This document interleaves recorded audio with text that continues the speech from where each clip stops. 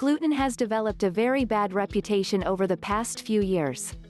With all the talk about genetically modified foods and other issues, there have been a lot of misconceptions that are being passed around as facts.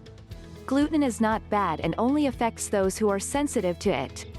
While the media tries to portray it to be the consequence of nasty genetic modification, the truth of the matter is that people have been sensitive to gluten centuries ago too. It affects some people and not others. Gluten itself is a protein composite. It is found in foods such as barley, wheat and rye. Any byproducts of these foods will contain gluten too. When stirred in hot water, gluten's viscoelastic nature creates a sticky, slightly gooey consistency.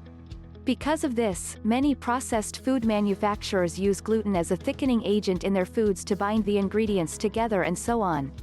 Most processed foods contain gluten in some form or another. Beer, which is created from barley, will also contain gluten and should be avoided by those who are sensitive to gluten. When does gluten become bad? Gluten becomes bad when you're intolerant to it.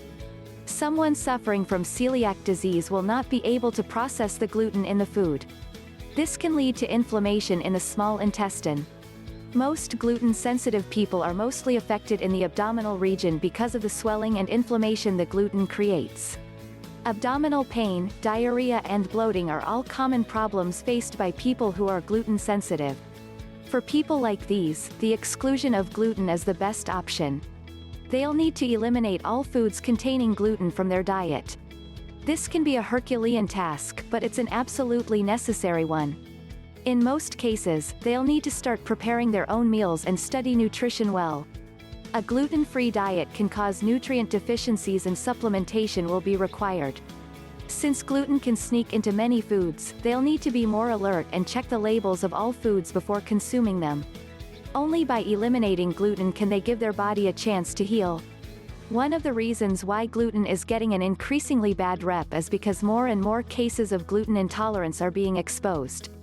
That's mostly because the internet has made the world a smaller place and people are now more aware.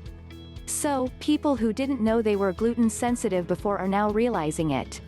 That said, this problem is definitely on the rise and GMO wheat may be to blame, but studies are still being done to ascertain if it really is the case.